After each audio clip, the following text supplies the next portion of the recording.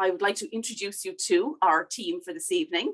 We have Dr. Lisa Hynes, who is our Head of Health Programs. We have Zoe McCrudden, our Cardiovascular Nurse Specialist. And we have Aisling Harris, who is our Cardiac Weight Management Dietitian. And our backroom team, we have Sienna and we have Bridget working to answer any questions that you may have in the background as well. Okay, so Zoe, we'll hand over to you. Thanks, Annie. Okay, welcome everybody. It's great to have you all logged on. So I'm just going to share a screen. Okay.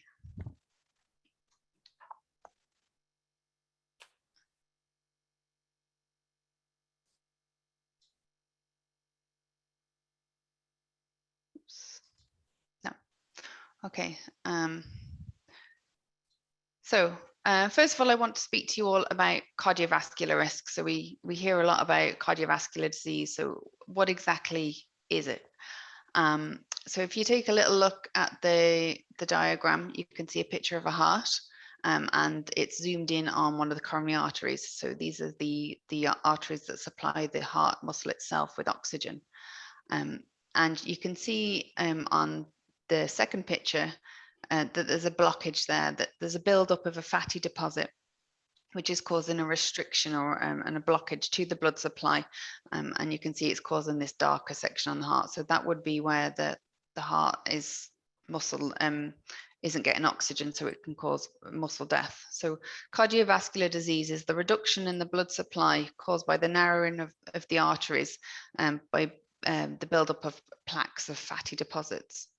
So if we look on the next slide, so this is a section of a brain. So you can see cardiovascular disease doesn't just affect your heart, it can affect the brain in stroke or in TIA. It can affect your heart, so not just a heart attack, but also with angina. And you can also have something called peripheral vascular disease, which is when the blood supply to your legs is reduced through cardiovascular disease. So why do we keep talking about it? It's because it's 80% preventable, which is a huge, thing that we, and we can have an impact on that. So as Annie said there at the start, cardiovascular disease is the leading cause of death in Ireland and also one of the leading causes of death worldwide. So it's important for us to try and reduce that. And the biggest way we can do that is by knowing our own risks and what we can do then to manage them. So first of all, there's two types of risks. So there's those that you can change and those that you cannot. So these are some of the risks that you obviously can't change. So age, like a car, unfortunately, as we get older, we don't tend to work quite as well. We start to have problems, so we can't change that. Sex, now it used to be thought that cardiovascular disease was an illness of men. It's not. It actually affects men and women equally over the age. So men maybe initially will have more cardiovascular problems than women. And the reason for that is we have hormonal protection from estrogen. So that reduces our risk of cardiovascular disease initially. But post-menopause, we then tend to catch up. So actually, cardiovascular disease affects men and women equally, sort of post-menopause. Race, so we can't change where we come from. We know that certain ethnic groups are more prone to certain conditions. So people of Afro-Caribbean origin tend to be more prone to high blood pressure. People in sort of South Asian countries can tend to have more high cholesterol. Closer to home, we know that the traveling community can be more at risk of cardiovascular disease through high cholesterol and high blood pressure. So it's just important to know what you're potentially more prone to and things that you can focus on. And then finally is family history. So if you have a family history of cardiovascular disease or of a heart attack or stroke, and it affected a member of your family. So in men, if it was a male member of the family, so your father, and they were under the age of 55, then there is a genetic risk. In women, if it's under the age of 65, then there is a genetic risk to you. So obviously that can't be changed, but it means we can really focus on those things that we can change. If it's an event that happened past that time, then it's not really a genetic risk. It would be considered that it's more of a lifestyle cause than a genetic problem. So before I go on to the next slide, does anyone feel free to pop it in the chat? Can anyone think of any risk factors for cardiovascular disease that we can maybe change? I'll give you a couple of seconds if you want to type it in the chat. Any risk factors that you're aware of that we could maybe change that could make a difference if we focus on them, or risk factors for cardiovascular disease? Brilliant, yeah. So exercise, diet, great. Aisling will be delighted. Yeah, a lack of exercise, brilliant. Smoking, obesity, yeah. Lifestyle, less sitting, brilliant. Yeah, a holistic approach to looking at everything. Stress, yes, that's a big one. Great. Okay, well done. I'm impressed. These people have been tuning into Heartling West, Zoe. They have. I think. I'm very impressed. So I think you got most of them. So try again. Okay, yeah. So smoking, obviously smoking is a huge risk. It adds to those fatty deposits that we saw on the first slide that line the arteries. The tar as well from smoking can make the arteries stickier, so that if you've cholesterol, it helps it to stick even more. So, you know, we all know smoking's bad for us. So if we can at all stop, it's a huge benefit for our heart health. And also just of note, there's loads of different treatments for smoking cessation. You know, there's tablets you can take, as well as the nicotine replacement therapy. So just, you know, if it's something that you'd like to do, but you've been put off before, because I know it's not easy, speak to your GP. There's loads of different options. There's also the croi.ie, and there's also a smoking cessation team in Galway, and in most counties have their own smoking cessation team. So, you know, just have a look on the internet, or speak to your local healthcare provider. So high blood pressure, this is a huge one. If we have high blood pressure, it's extra pressure on the heart, and it's known as a silent killer. We don't know we've high blood pressure. So it's really important to get your blood pressure checked, and then we can do something about it. You know, so call into your local chemist, call into your GP. Even some people have a monitor at home. So get in the habit of just once a year checking your blood pressure and knowing what your numbers are. So does anyone know what we're aiming for with blood pressure, what the target for the general public would be? So again, feel free to type it in the chat.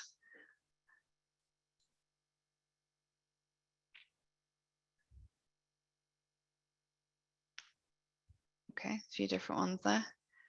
Yeah, no, so there's a few 120, 80. So if the general population had these blood pressures that are coming in, I would be delighted. I wouldn't have much work to do. Yeah, brilliant. And there's one in there from a former Mice Launcher, a participant. So yeah, top marks, you were definitely listening. So the blood pressure target for the general population is 140/90. And again, I say that it's not a speed limit. It's not something to aim for. We want it less than 140/90. So if you're getting the lower readings, brilliant. Cholesterol. So when we look at cholesterol, well, first of all, cholesterol, the only way we know what our cholesterol is through a blood test. So again, like the blood pressure, it's really important to have it checked at least once a year. You may have been told to have it checked more frequently than that if you've underlying conditions. But when you get your cholesterol checked, ask for a printout. You're entitled to a copy of your blood results, and take a look at it. If you look in your workbook that you will have all been emailed today, it tells you what your numbers should be. So if you remember, the high cholesterol, the HDL is the happy cholesterol. So we want that one high because it helps to get rid of the bad cholesterol. And then if you remember, the bad cholesterol is the LDL, and we want it low. It's the lousy one. So the bad cholesterol, we're aiming for it to be less than 3. and the overall cholesterol less than 5. But again, these numbers are written in the workbook, so I know it's a lot of information to take in. A lot of you said, so physical activity, they say seeing sitting is the new smoking. So, you know, we need to try and be more active. You know, it doesn't necessarily mean running marathons, but even just moving more will hugely benefit our cardiovascular health. Being overweight or obese, again, is a risk factor. Having diabetes, if it's untreated, if we have high sugars, that's a risk factor. Again, the numbers for diabetes for the bloods, when you have your once a year blood test, they'll check for diabetes. So they'll do a test called the HbA1c. This gives us an average of what our blood sugars have been over a 3-month period. So have a look at that when you get your blood results, and have a look in your workbook and see where you are in terms of what your target should be. And if they may be a little bit high, it's something that you can maybe focus on and set as one of your goals to work on. Alcohol, again, if we have a high consumption of alcohol, it can affect our cardiovascular health. Poor diet, so Aisling will talk to us about that in a little while, but eating a healthy, balanced diet is really important for our heart health.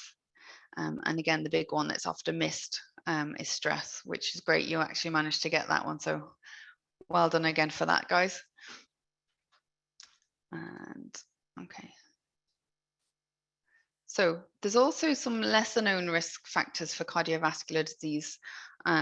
And again, I'm not saying these to scare people, but it's just important to be aware of them, so that if you have any of these, you can really focus on maybe some of the risk factors that you can change. So having a history of migraines, particularly if you get the aura with migraines, it can increase your risk of cardiovascular disease.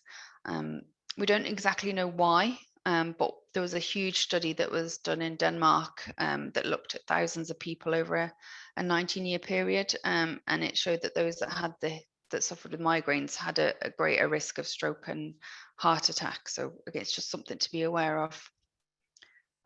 Early menopause, as we said, if you have an early menopause, you're losing that hormonal protection because you're not getting the estrogen. So you're at greater risk of cardiovascular disease because you've lost that sooner. So again, just be something to be aware of, or maybe mention it to family members if it's something that you know someone has.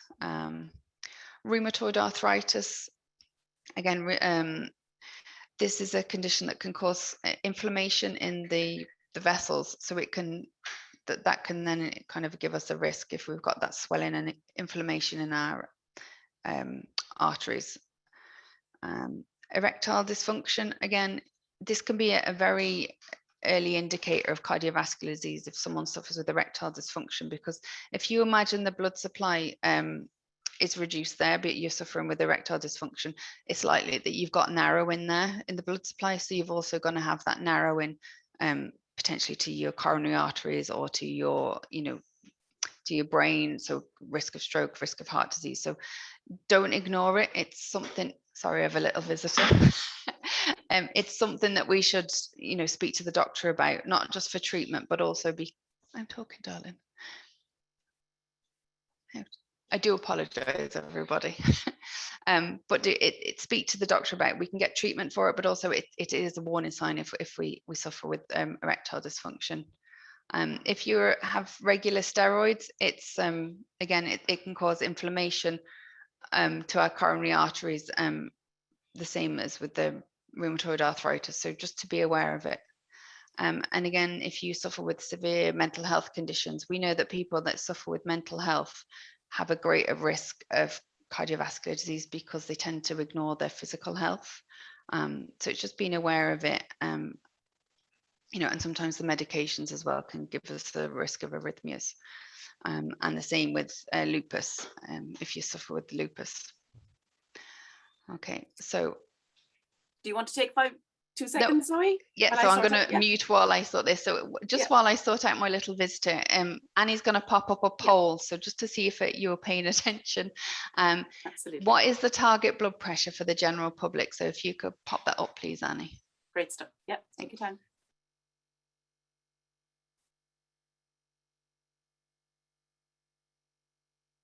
So that should be appearing now on your screen, guys.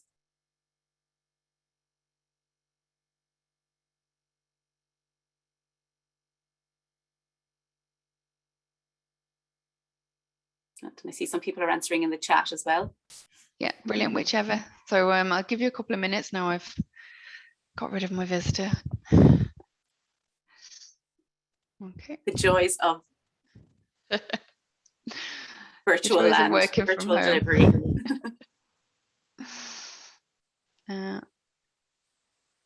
Okay, so have most people finished now, Annie? I think so, yeah. Sorry, just shut the door. Okay, so what was the most popular answer there? You can't see the result. So no, it is, sorry, apologies, yeah. So it is 140 over 90. Brilliant. Okay, that's great. So I'm really impressed. So you're obviously all listening to me. And as I said, if you get under that target, like it's not the speed limit, we're not aiming for 140 over 90. We're aiming for less than that. So if you have a blood pressure reading of the other numbers, then that's fine. And I know it can be a bit confusing sometimes because different people will give you different targets. So generally, if you think with blood pressure lower is better. And as I said, it's in the workbook as well, so you can always take a look in your workbook that you've been emailed if you're not sure. Okay. So what I'm just going to stop sharing, and I just want to show you something that you can all have a look at.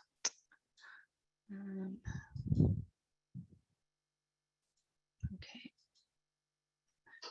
So has that come up now? Yeah. So this, yes, thanks, yeah, Ash. we can see that. Mm-hmm. Perfect. So this is something called the Q risk 3.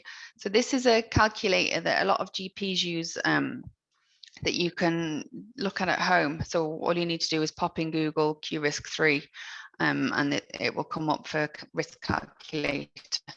So just as an example to highlight what a significant impact small changes can have, I'll just go through this with you. So so if so it's pre-populated some of it. So it's a male 64. So now if we take that, they're a heavy smoker. I'm not going to tick any of the medical conditions, but if we put in their cholesterol ratio is 6.6. Now, again, if you get a copy of your blood results, your ratio should be on there. Blood pressure, systolic blood pressure reading, that's the top number, the highest number you get when you have your blood pressure checked. So if we pop all those in and then you can just press calculate risk. So you can see here with the blue faces, the unhappy faces, that's your, like, there's 100 faces there. And so the blue ones represent your risk of having if you had this medical history, your risk of having a heart attack or stroke within 10 years. So it's quite high, it's 33.7%, and that's just with having a high cholesterol and a high blood pressure and being a smoker. So again, it will change if you've populated, if you've medical conditions and different things. But if we go back and change it to an ex-smoker, if we put our cholesterol to target and our blood pressure to target, you can see if we calculate our risk, it has a huge impact. So it drops down from 33% down to 12%, just with those changes. So even if we focus on one change at a time, you can see that it will have a huge benefit to your cardiovascular health. And this is something that everyone can do. You can just have a look at home. And, there's different tools as well with different kind of the American Heart or the European Society of Cardiology. But I like this one because it gives a nice graphic. It's nice and simple. But yeah, just to highlight what your risks are, but then also as a positive to see how easy it is to reduce those risks and take ownership of them. So I'd encourage everyone to have a go and look at what your individual risk is, and maybe it might highlight some things you can work on. Okay, so that was a quick whistle stop of cardiovascular disease. Are there any questions, Annie? Yeah, so just have a quick look here. We will have time for some longer Q&A at the very end, but just quickly, Zoe, I see one in the chat here. Does PCOS have the same risk as early menopause? Not the same as early menopause, no. So PCOS is polycystic ovary syndrome. It can make it harder for us to lose weight, which Aisling is like very good on. The certain foods we can maybe try and avoid and try and eat that will help with that. So I suppose if you've put in weight on, it can affect us. You know, it may put blood pressure up or different things. So I suppose indirectly it can, but in itself, it's not the same as an early menopause because we're still getting that estrogen. So we're still getting that hormonal protection. But very good question.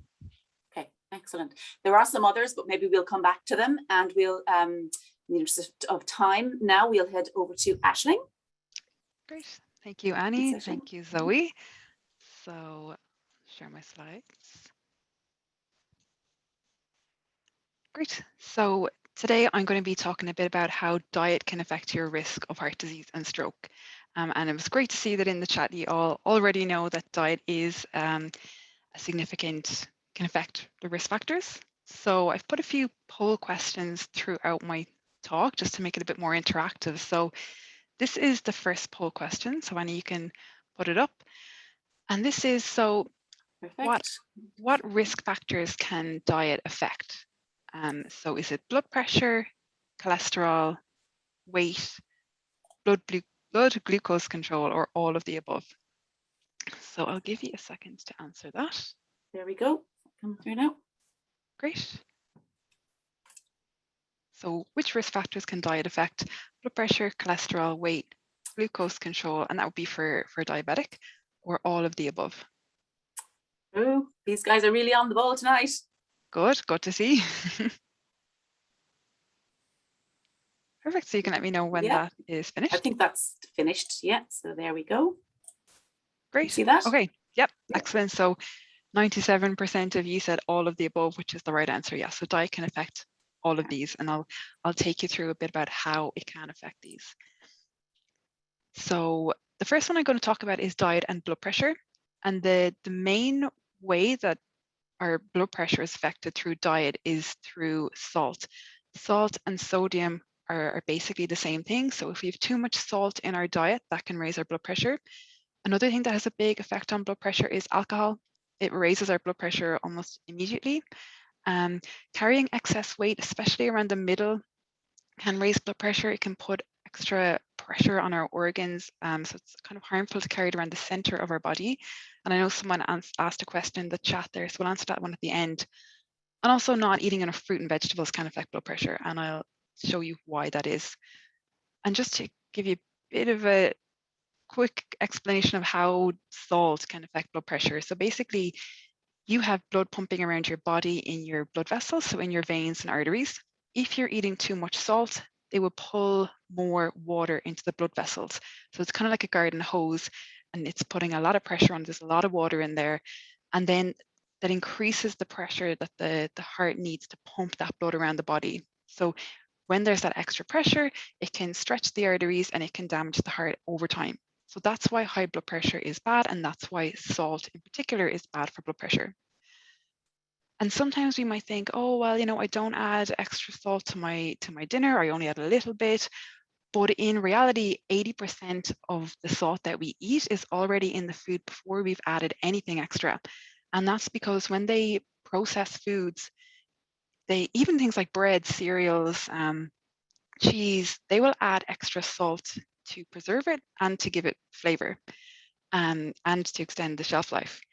And the food that contributes to the most salt in our diet in Ireland, I think if I put this in the chat, nobody would get it, but it's actually bread. So because we eat so much bread, even though there's not that much salt in it, because of the amount we eat, that is the main contributor of salt from processed foods in our diet, which is quite interesting. So I'll show you a bit of why that is later. And the average intake in Ireland is between 9 and 12 grams a day, but we should really be taking in less than 5 grams a day, which is the same as about a teaspoon of salt. So most of us are eating twice the amount of salt that we should be eating. So tips for how to reduce salt, and just to say that it takes about 6 weeks for our taste buds to adapt to eating less salt. We grow kind of a tolerance to it. So if you start to reduce salt now, in 6 weeks' time, if you ate the same foods, you would find that it is quite salty. So the first thing to do would be to obviously stop adding salt to food at the table, to use more herbs and spices in your cooking so that you're using less salt. Reducing using things like stock cubes. Stock cubes add that salty flavor, and there are low salt and actually zero salt stock cubes on the market now that you can buy. Foods that are quite, we can see the salt on them, like crisps, popcorn, peanuts, salted crackers, reducing them. There's a lot of reformulation going on. So food producers know that we're trying to eat less salt. So they have tried to have reduced salt and reduced sugar versions of their products. Sauces like your ketchup, your brown sauce, and in particular soy sauce are quite salty. So try not to be using too much of these, especially as an alternative to salt. Things like processed meats and powdered soups, all quite salty. So these are the really obvious things in our diet that are quite high in salt and that we should reduce. And then some other considerations if you have high blood pressure, like I said earlier, we should eat more fruit and vegetables. And this is because there is potassium in these fruit and vegetables that can counteract the effect of sodium. So aiming for about 2 to 3 servings of fruit and 2 to 3 servings of vegetables per day. And each additional portion of fruit or veg that you eat will reduce your risk of developing cardiovascular disease. And on the subject of potassium, sometimes I get asked the question of potassium salts, and we don't recommend them, and they can be harmful for kidney function. So we don't recommend the low salts or the potassium salts. What I do recommend would be to reduce alcohol intake, and we know the less the better. Sometimes we hear that moderate wine intake is beneficial, but it's not. People who abstain from alcohol have the lowest risk of heart disease, and that's because alcohol increases blood pressure and weight. And you might know the guidelines in Ireland would be less than 17 standard drinks for a man in a week and less than 11 for a woman. But there was actually new European guidelines on preventing cardiovascular disease published this year. And they've recommended that we shouldn't have more than 100 grams of alcohol per week for men or women. So that would be 5 pints of beer or less than 1.5 bottles of wine spread out over the week. So it's not much alcohol, that would take to raise our blood pressure and increase our risk. So alcohol is a big one for blood pressure that I would be looking at. There's another good thing to get used to doing is using this food label card. And we have this on the Croí website. You can print it off, you can screenshot it, you can bring it with you shopping, you can do your shopping online and check the labels or check what you have in the house. And it's quite easy to use. And I'll be doing a talk on food labels through our Heartnig West webinar series on the 14th of October. So you can log in for that and I'll go through it in detail, but just wanted to show you quickly kind of how it could be used. So I have another poll question. And just want you to guesstimate how much salt would be in this sandwich. So it's 2 slices of bread, some sliced turkey, a slice of cheese, and some relish. So if Annie can put the poll question up there. Yep. Here we go now. How much salt do you think would be in this? And remembering that we are recommended to not have more than 5 grams of salt per day, what do you think would be in the sandwich? So would it be no salt, 0.5 gram, 1 gram, 2 grams, or 3.5 grams? Just give it another minute there, Aisling, and see if it's still coming in. Yep, perfect. Okay, I think we're good to go. Great. Yep. Stuff. Okay, so I probably gave it away a bit with the bread earlier being the biggest contributor to our diet. So I think you'll got this. So it's actually 2 grams. Thankfully, it's a bit less than the 3.5 grams. And I'll show you how I got to this and how you can check like what's in your food if you're making up a meal. So on the left, I have the bread. So I've gone to the back of the pack and I see how many grams of salt. So salt is always the very last line. So per slice, there was 2 slices, so that was 1 gram of salt. So 20% of our 5 grams in the day. The turkey, there was 2 slices, so this was a packet of turkey, so 0.5 gram. There's 1 slice of cheese, so 0.38, and then the relish, 1 portion was 0.17. So add them all up together, and there's 2.1 grams of salt in that sandwich. So 40%, nearly 50% of our salt for the day in a sandwich. That's before we've had any dinner, added salt to the dinner we're preparing, or used any processed foods, or had a meal out over the weekend, or a takeaway, or a bag of crisps or something. So you can see how it really does add up during the day. So if you wanted to change this and you wanted to have your sandwich for lunch, maybe you keep the bread, or maybe you look at another bread that has less salt. maybe instead of the processed turkey or the cheese, you're having maybe some leftover chicken or turkey. You're adding some salad in there. So maybe you've got your cucumber, your tomato, your lettuce, whatever you want in there, or maybe some fish, hummus. So different options. You can have a look around to see what you like and what has the least amount of salt. But I think that was interesting just to see the amount that's in it. So the other big risk factor that diet affects is cholesterol. So our body makes its own cholesterol. We need it for a lot of different things like hormones. And the cholesterol from food doesn't really affect our blood cholesterol that much. It's actually saturated fat that comes from our diet. So if we want to reduce our cholesterol, we need to reduce how much saturated fat we eat. And that means our body makes less cholesterol. And we can increase a different type of fat, the unsaturated fat, and increase fiber. And this can help lower cholesterol. So just to show you what foods are saturated fats and what have unsaturated fats. On the left in the red, you've got saturated fats and trans fats, which are like saturated fats. So these foods are all probably the nice tasty ones, but the ones that are not so good for us. Doesn't mean we have to cut these out completely, but we really should be watching how often we're having them. So the main ones would be things like butter, processed meats like sausages, rashers, pudding, cheese, red meat, so your pork, lamb, duck, ham, and then biscuits, pastries, takeaways, all these things. So they're quite high in saturated fats. They'll raise our cholesterol, so we want to eat less of these foods. And then the fats over here on the right in the green, these are the good fats. So things like olive oil, avocado, plain unsalted nuts, seeds, oily fish, sunflower oil. These are all quite good for our cholesterol and good for our heart health. So it's a bit of a myth that a heart healthy diet is low fat. It's not low fat. It's just getting the right balance of the types of fats. So really important to watch those.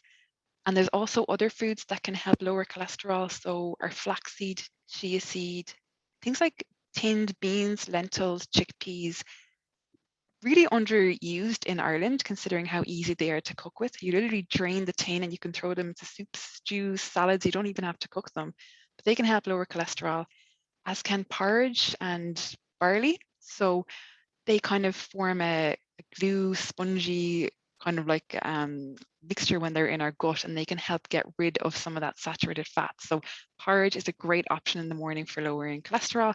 Put some chia seeds or flaxseed on top, and you've got a really, really good cholesterol lowering breakfast. Soy products like edamame beans, tofu, soybeans, again, good for lowering cholesterol. And if you've reduced the saturated fat foods, you've incorporated more of these cholesterol lowering foods, that should help lower your cholesterol. You can also try these cholesterol lowering drinks like the Benecol or Proactive. Aldi and Lidl have their own versions. You need to take one a day and continue to take them. Otherwise your cholesterol will increase again, but they can be quite helpful too. So I would try these things. And then of course you've got your medications and your statins. Fish, so I mentioned obviously fish it's very good for heart health. It can help lower a certain type of cholesterol called triglycerides. It can help make our blood less sticky, help keep it nice and smooth, can help prevent irregular heart rhythms. So you should aim to have fish twice a week and one of them to be oily. So that would be like your salmon, mackerel, sardines, trout. So maybe once a week for dinner, you've got your salmon, or for lunch, you've got your tin of sardines. Great way to get in your omega-3s on your oily fish. There are plant sources like your flaxseed and rapeseed oil, nuts, soya products. They're not as well absorbed and converted to the omega-3s as the oily fish, but they are good sources. So you can include these. And I have another poll question for Annie. So this one is, Perfect. Does eating eggs affect our blood cholesterol? Okay, think? 2 seconds now, just finding Done. it here. Cholesterol, here we go. Yep. So does eating eggs affect our cholesterol? So yes or no?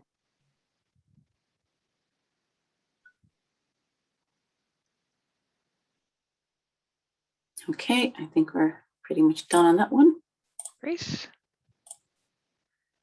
Okay, kind of a bit more of a divide here. So 38%, 8% said yes, and 60% said no. So the majority of you were right. Eating eggs doesn't affect our cholesterol really, because the myth was that cholesterol, there's cholesterol in eggs. But like I said earlier, that cholesterol doesn't really affect our cholesterol. It's the saturated fat foods that will have a big impact on it. So unless you have very high cholesterol that's familial, that's genetic, familial hypercholesterolemia, or you have very high cholesterol that doesn't come down with diet changes and medications, we might look at reducing eggs. But for most people, eggs are fine, great source of protein and vitamins. So eggs are fine to include in the diet. An egg a day is fine. Another poll question is butter better than margarine spreads? True or false? Actually, this isn't a poll question. I just have the answer here on the screen. Just give me a little heart check there. So this is a really, really common question. So I put it in. So a lot of people will say, "Oh, I heard butter is better than the spreads. It's more natural. What's your opinion?" And in terms of cholesterol, butter is 80% fat and it's 53% saturated fat. So it's really high in saturated fat, which is what affects our cholesterol. And if you look at the low fat butter then, which is the second one, it's 25% saturated fat. The sunflower spreads are 10% and the low fat sunflower spread is 6%. So if you're looking to reduce your saturated fat intake to lower your cholesterol, you would be cutting out a lot of its saturated fat by switching from butter to sunflower spreads. Or if you really don't want to, you could reduce how much butter you're having. You could use olive oil, avocado, hummus, if it's just, or relish or mustard, something just to spread on the bread. But I would recommend reducing or cutting out butter. It can be really effective. And here's my next poll question. So Yes. Is coconut oil heart friendly? This is another really common question that we get here in Croí. So is coconut oil heart friendly?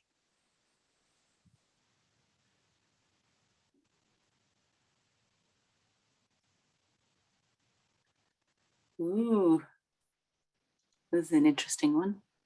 It's close, yeah. This was huge a couple of years ago. Coconut oil was in the media a lot. Okay, I think we're done for the big reveal. Great. Oh, very close. 53% said yes and 47% said no. And most of you are wrong. So this, and this is not surprising, this I get this asked this every single week. Is coconut oil heart friendly? No, it's actually 90% saturated fat. So it's much higher than butter.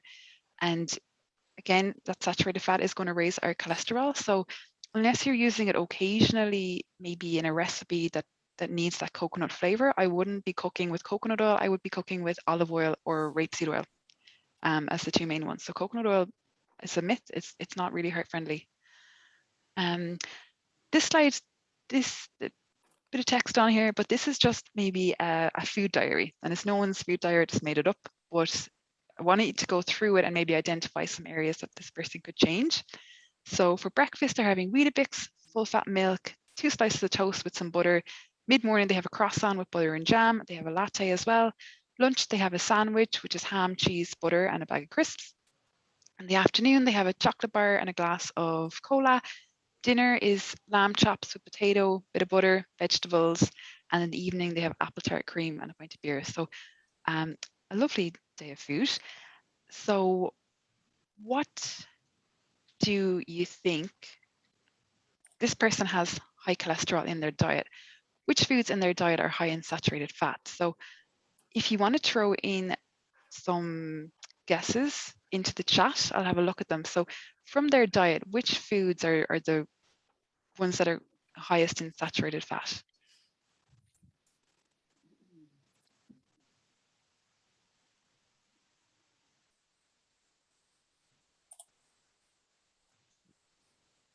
Cream? Yep. Definitely cream, butter, ham, lamb chops, croissant, tart, chocolate, butter, crisps. Yes, I'm getting hungry reading these now. Butter, crisps, full fat milk, butter, latte, croissants, butter, lots. Yeah, so lots of foods in this are probably high in saturated fat. So well done there.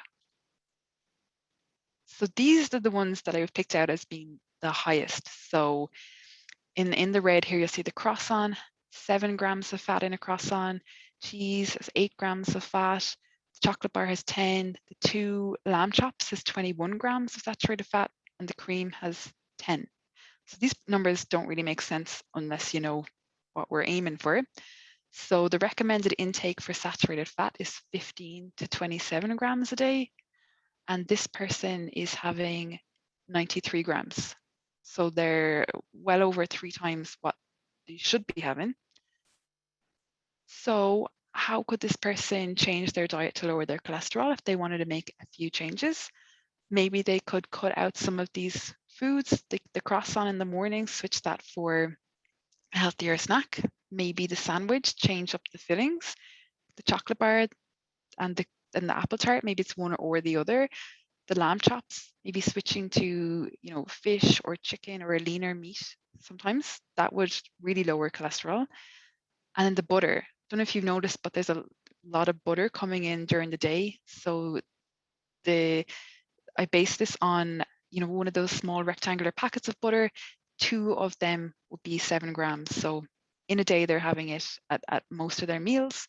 So if they just removed the butter from their diet, they would have 23 grams less of saturated fats and still be a bit over. But then if they removed the foods in red, they'd be minus in 56 grams. They'd be well under by making a few changes. And like you'll hear with Lisa, we don't have to make all these changes at once, but making a few, like the butter, will be very significant for this person.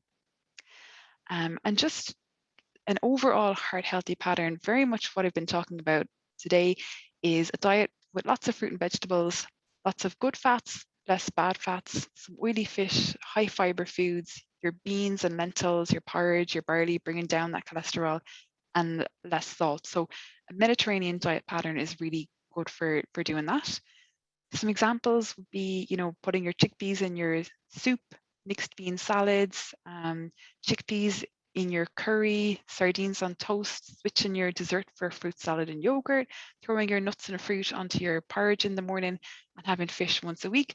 Maybe bringing in some of these meals during the week to make your diet more Mediterranean. And then things that you can start doing today would be maybe stop adding salt to your food. Maybe having 2 portions of fish per week or starting with 1. Maybe it's an extra piece of fruit and veg a day.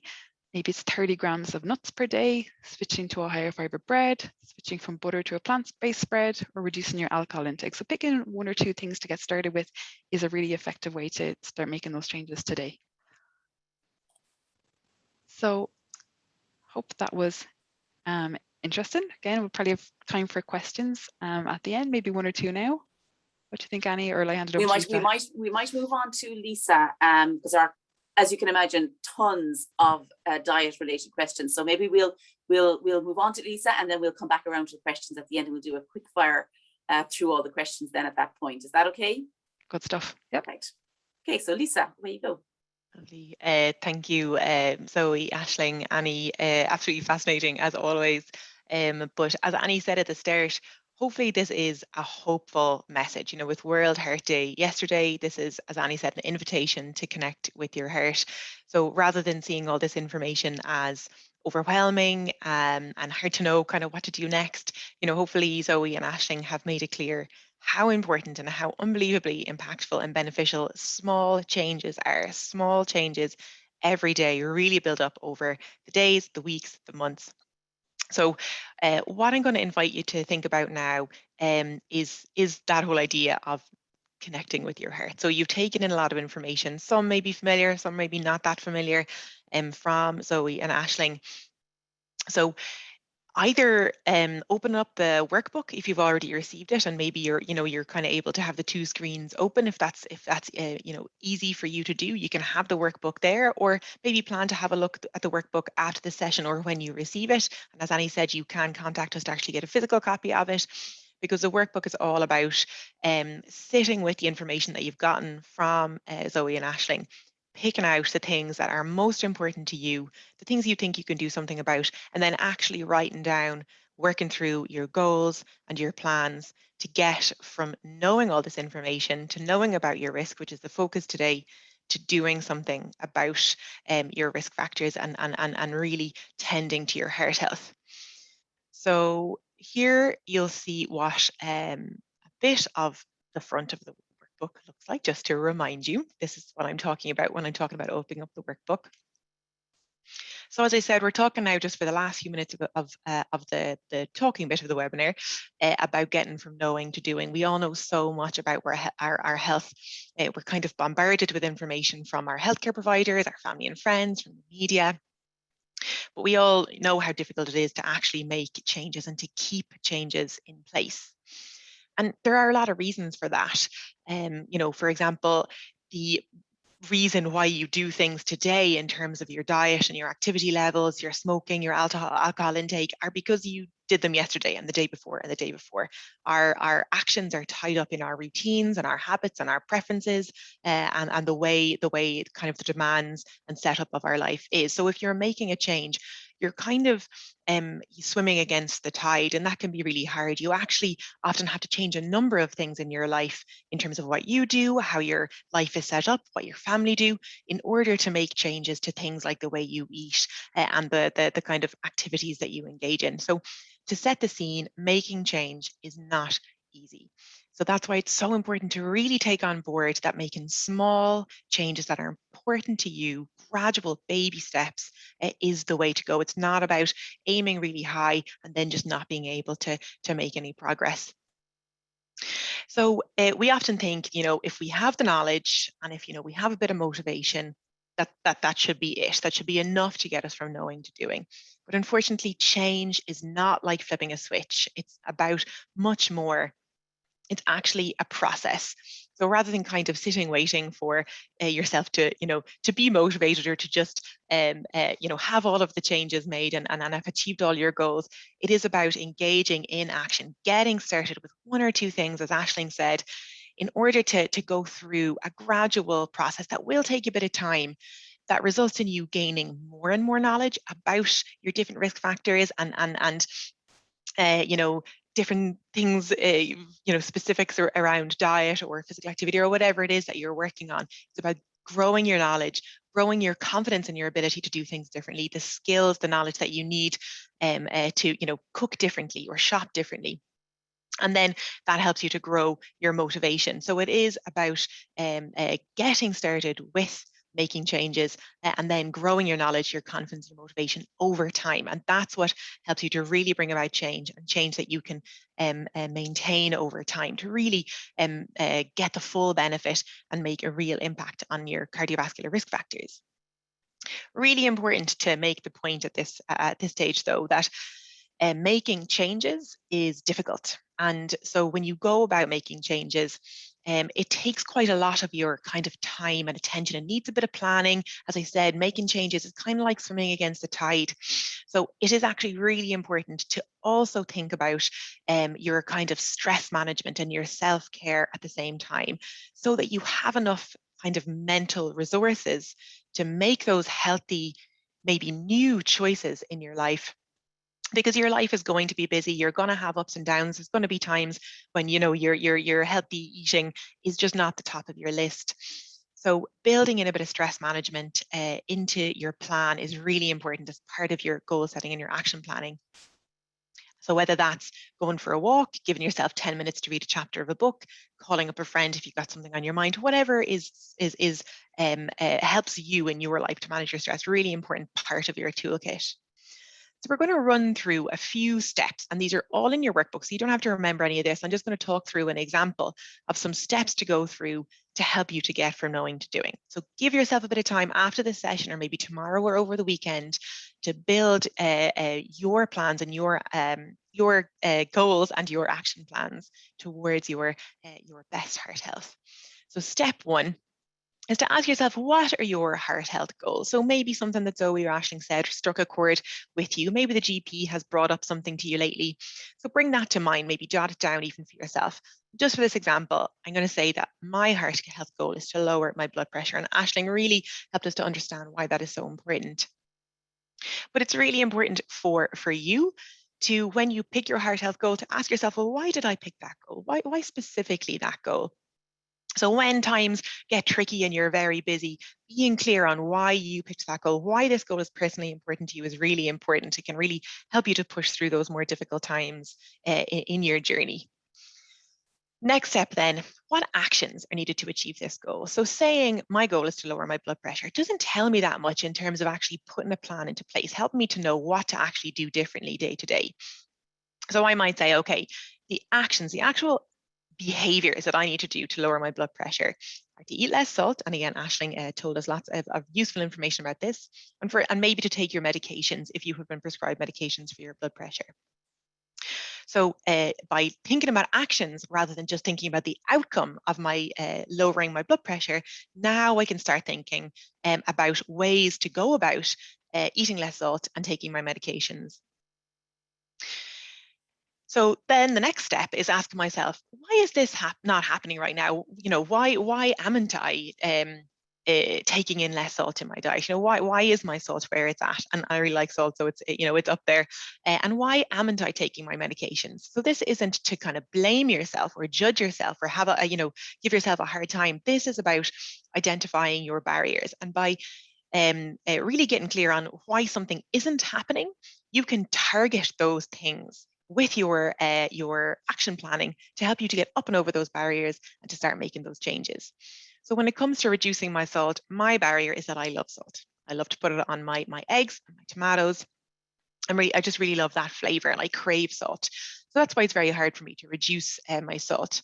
Also, I have a busy life, lots going on. So I really feel like I need to cook quick and easy meals. I can't be thinking too much about my ingredients, for example. So I use a lot of processed foods. I use a lot of jars of sauces for my meals, for example. And I know that they have a lot of salt in them, but my barrier is that I feel too busy to do it any differently. Then when it comes to my medications, my barrier is that I often forget. You know, I know they're important and all that kind of thing, but you know, a day can go by and I realize, geez, I didn't take my medicine. So again, not about judging myself, but if I know what my barriers are, then I can think, okay, how do I need to get up and over these barriers to make a change? It's all about supporting yourself. Next thing is SMART goals, and this is laid out in your workbook as well, so that you can work through this process of developing SMART goals for you and for your goals. So first thing is to get really specific. The more specific you're getting, the easier it is for you to, as I said, make those plans and remember what it is that you're trying to do. So for my specific goals, I'm going to say, okay, I'm going to make a homemade sauce once a week so that I can control how much salt is going into it, and also so that I can develop my cooking skills a little bit because they're not great. And then the other thing is I'm going to take my blood pressure medications every single day. These are my two specific goals with my bigger goal of lowering my blood pressure in mind. Measurable. So important to, in any way you can, figure out how you can measure your progress towards a goal, because we really benefit from that, the visuals, the ability to tick something off or to track how we're doing. It can also help us to identify, I'm not doing that great. I might need to put an extra support into place for myself. So in this case, what I'm going to do is I'm going to put together a meal plan for my sauces and what I'm going to need to get for those sauces each week. And I'm going to use a calendar because I like the visual. I like to be able to see what my plan is and be able to mark off, each time that I made my homemade sauce, and that'll give me a sense of achievement. And I'm going to use an app on my phone to help me to remember my blood pressure medications and to be able to track how I'm doing with that. And there's lots of apps on your phone if that's something that you're into. Next thing is to make sure that my goal is achievable. So make a plan to achieve your goal that will set you up for success. Think about, setting pretty small goals along the way. It's very tempting to give yourself a big goal to achieve because we kind of think we're not achieving anything unless it's a big goal. But really, if we set very achievable mini goals along the way, give ourselves that sense of success week to week, we're way more likely to make it to that big goal. So it needs to be achievable. It also needs to be realistic. So start where you're at. For example, for my first few weeks, I'm going to pick the easiest sauce that I can. I'm going to look for the smallest number of ingredients. I might even ask a friend, who knows way more about this than I do, to make it as easy and realistic as possible. Don't set yourself up to fail.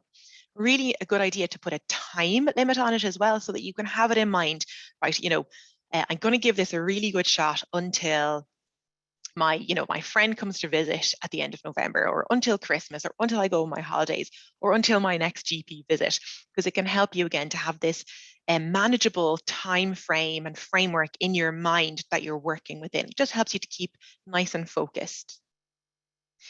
Okay, nearly there. So the next step is about your action plan. So having a goal is well and good, but getting to that goal is all about the planning. The more specific, the better. So thinking of my homemade sauce plan or goal, I'm going to really spell out to myself. This is all about supporting myself. And what I'm going to do to set myself up for success is to look up for low salt recipes. BBC Good Food is one that Aisling always recommends. Then I'm going to put together a monthly calendar for meals and plan my shopping. Plan. The more organized you can make yourself, the more supported you are along the way. It's not about muscling through and making it hard for yourself. It's all about support. I'm going to plan to make my homemade sauce on a Tuesday because for me, that's the quietest day of the week. Again, set yourself up for success. I'm going to track my costs of buying my ingredients versus buying the already made sauce. And I'm going to ask the family to get in on a bit of a star rating system so that we each rate which sauce we like the best. So, the more that you can make something fun and kind of novel, the more likely you are to keep going. And I'm going to ask my friends for recipes and get them involved, let them know that this is something I'm trying, maybe get a bit of encouragement for them. It's at the time when you're making your plans, when you're full of motivation and enthusiasm, that you should plan for times when you're going to be not full of motivation and enthusiasm. And we know that these times are going to come. We know that we're going to be busy at times. We know that there's times that we're going to be like not interested in cooking our sauce, or feeling like we're not doing great with our goal. So because you know that is going to happen, plan to support your future self. So for example, I know that one of my barriers in the future is going to be when I'm just tired after a long day. So I'm going to think in advance, how can I support my tired self in the future to help me to keep my weekly homemade sauce plan? So I'm going to say to my family, please encourage me when I'm feeling tired, and maybe even offer to help me. And then sometimes I'm actually going to just take the evening off, because a bit of self-care is absolutely fine as well. You don't want that to happen every week, because then you're not making progress towards your goal. And sometimes you do need to push yourself, even if you're a bit tired, but it's okay to take an evening off and give yourself a break as well. Crucially, reminding yourself of your why. Why do I want to reduce my blood pressure? And again, that's why that personal driver, personal motivation towards that goal is so important. Okay, nearly there.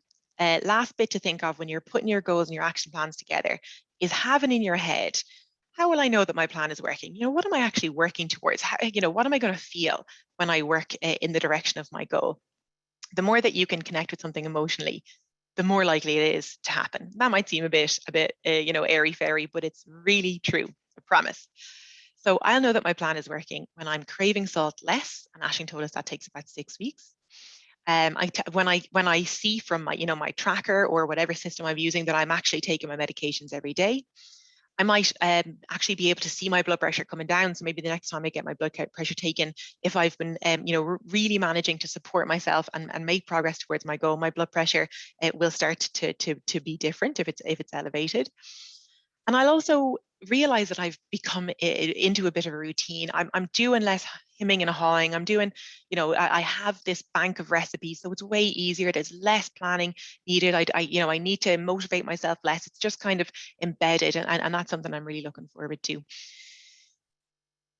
So that's a lot of info, but really just to make the point that it's so important to support yourself to getting from knowing to doing.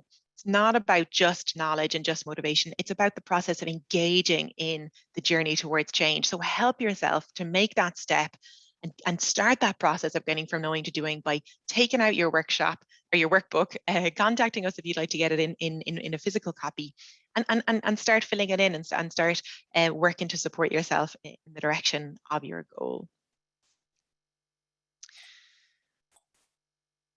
Brilliant. Thank you, Lisa.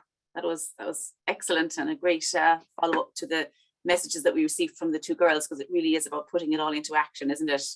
Putting those plans in place that allow you to be able to make the changes that you need to make. Yeah, that's it, Annie.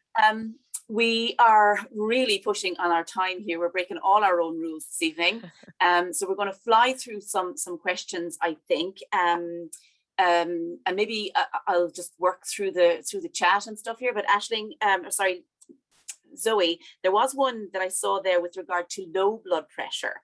Somebody talking about 115/65, and is this an issue? No. So some people have naturally low blood pressure. That's fine. Some people can have it slightly lower than that even. So I wouldn't be concerned unless you're starting to feel symptomatic with that. So that would be if you feel lightheaded, if you're fainting, you know, if you kind of have blackouts, then it would be more of a concern. So there is medication for low blood pressure.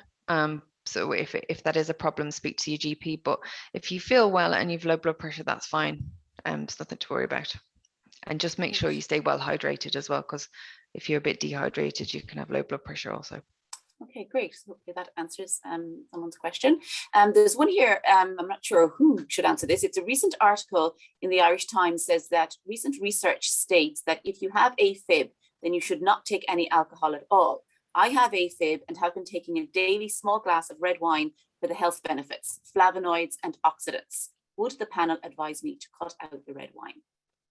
Yeah, I think Aisling answered that in the chat, but that's a good one for you, Ash. Yeah, so there used to be a bit of a myth that red wine, because of its antioxidants and flavonoids, would help with heart health, but it doesn't. You'll get the antioxidants and that flavonoid benefit from grape juice or your dark berries, so blueberries, blackberries, and alcohol can make AFib worse, any amount of alcohol. So I would recommend cutting out that alcohol, especially if you're having it for the health benefits. It's actually probably more harmful for your health, so I wouldn't recommend it, no. Perfect. And just on the AFib bit and pulse and that kind of thing, there's a question here. What is the normal pulse rate? So it depends if you're on medication that will reduce your pulse rate. So beta blockers, for example, they tend to be ones that end in lol. They will reduce your heart rate. Generally, sort of between 60 and 90 would be normal. Again, it depends on a lot of things. If you've been exercising, it's normal for it to go up. So don't panic. If you have a lower pulse rate, it could be that you're just super fit. So again, don't panic. It's just getting used to what it is. The main thing is checking your pulse. So actually, if everyone should be able to check their pulse. So if you follow from your thumb down, you'll feel the knobbly bit in your wrist. And then if you press just behind it with your two fingers and feel your pulse, the main thing is to check really is that it's regular. So you should feel like a bounding when you press. Just count how many times you feel that for over a minute, just time for a minute and count it. But it's quite important actually that everyone should know how to check their pulse and take note if it's irregular, because that's something that needs to be treated fairly promptly. It can be a risk for something called atrial fibrillation and irregular heartbeat. So if you ever check your pulse and note it's irregular, go and seek medical health straight away, because it does need to be sorted. It's easily treated, but it needs to be treated. But yeah, in terms of heart rate, it's very individual. So okay. Perfect. Aisling, there's another one here about air fryers. I'd like to know the answer to this myself. Air fryers are much better than deep fat fryers as they use much less oil. They cook more like an oven rather than frying, but tend to make foods crispier than an oven. What's your thoughts about air fryers? Yep. So air fryers, they're better than deep fat fryers because you tend to, I think, put in a teaspoon of oil and it cooks the food rather than putting it in a bucket of oil basically. So very little oil, cooks foods kind of like an oven, so it's more like an oven than frying. So they can be quite healthy. Yeah, they can be fine, air fryers. Yeah. Okay, perfect. Processed ham. We're inundated with dietary questions here, but I've just got a few more here. Processed ham, very bad to be taking 3 or 4 times a week for lunches.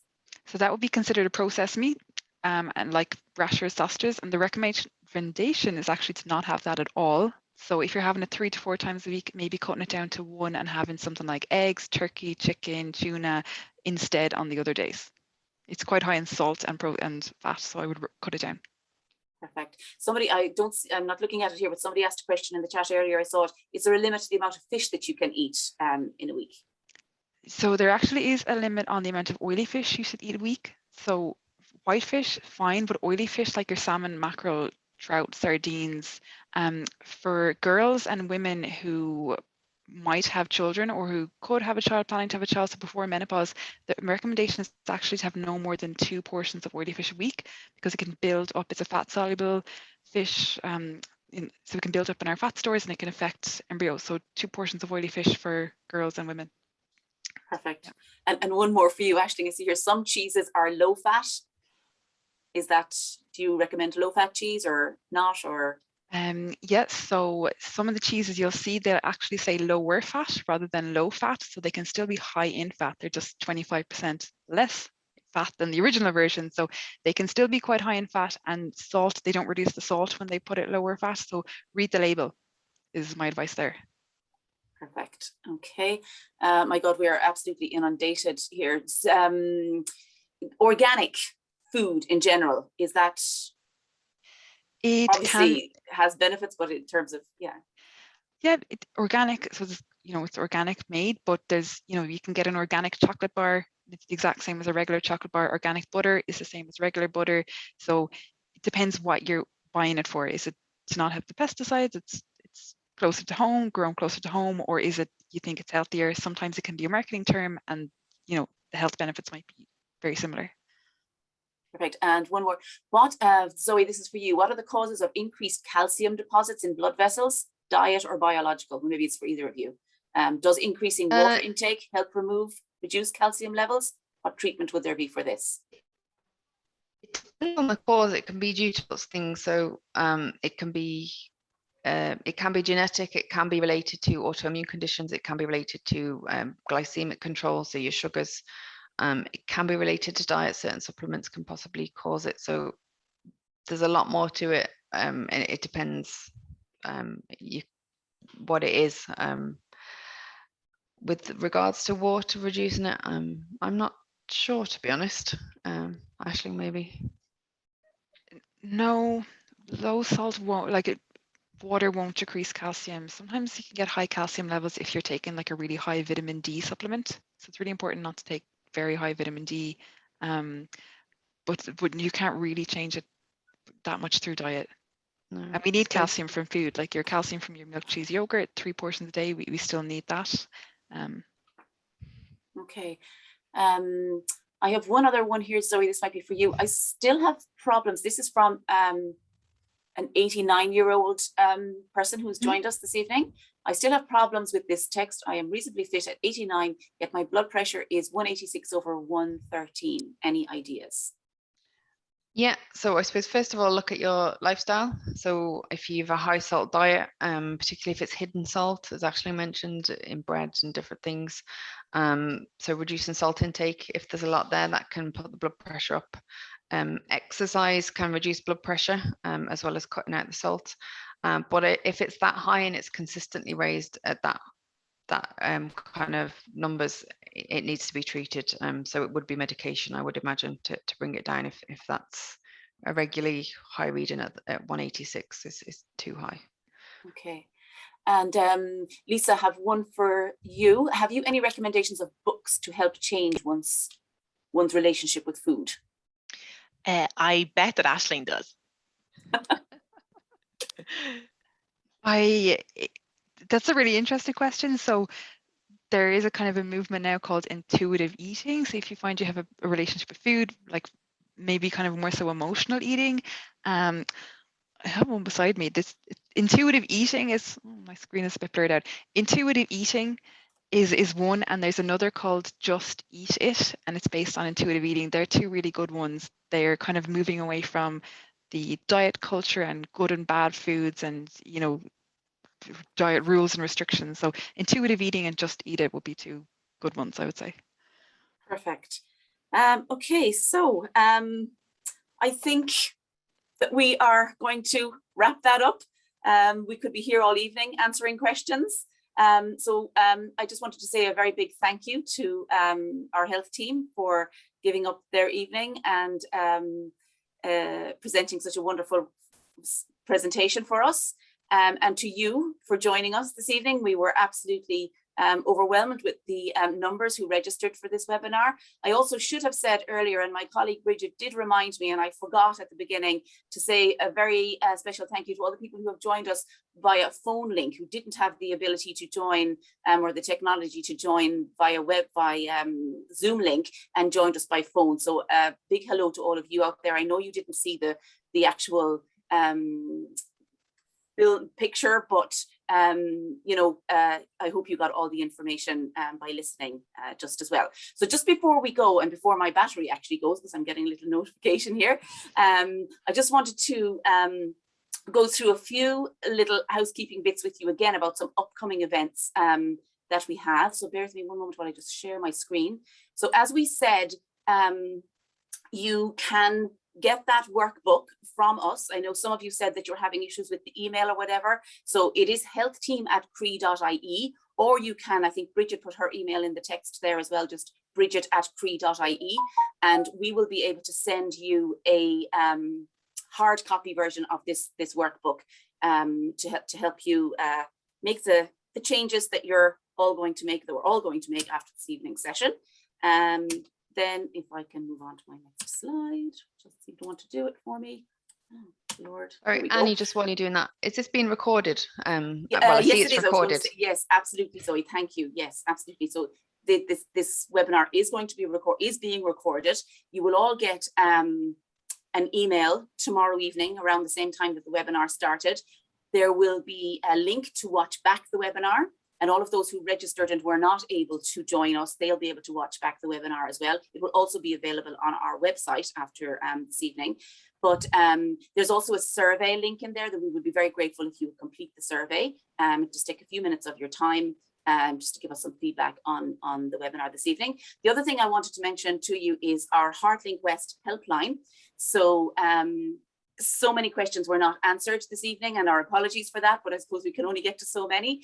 But what we would encourage you to do, that if it's something that you're particularly concerned about or worried about, we'd like you to make contact with Maeve, who is our cardiovascular nurse specialist, on our HeartLink West helpline, 9 a.m. to 5:30, 091 544 310, the number is there, or you can email the health team at croi.ie, and either or Maeve will be able to help you with any questions or queries that you have. And she will also link you with our weekly chats. Some of you will know about those already, others will not. It's a virtual chat every Thursday where you meet with a member of the health team, Aisling, Zoe, Lisa, where they come along, Maeve. They come along and talk about things like specifically maybe cholesterol. So you can ask just your questions about cholesterol on that week. So you'll find all the information about that on our website. So if you go to the www.croi.ie HeartLink West, you'll find all the information about the upcoming chats there, but you'll also find some very good resources on there as well, links to blood pressure leaflets and cholesterol leaflets and all of that kind of thing. And the other thing I wanted to mention, if you are looking to join some of these chats and you're not familiar with using Zoom, Bridget, my colleague who is working away in the background there this evening, she runs a digital training session every Wednesday at 12 o'clock. So if you have any questions about that or you'd like to join, give us a call on 091 544 310, and she will talk you through some of the basic steps in terms of getting you onto one of our webinars or our Zoom calls.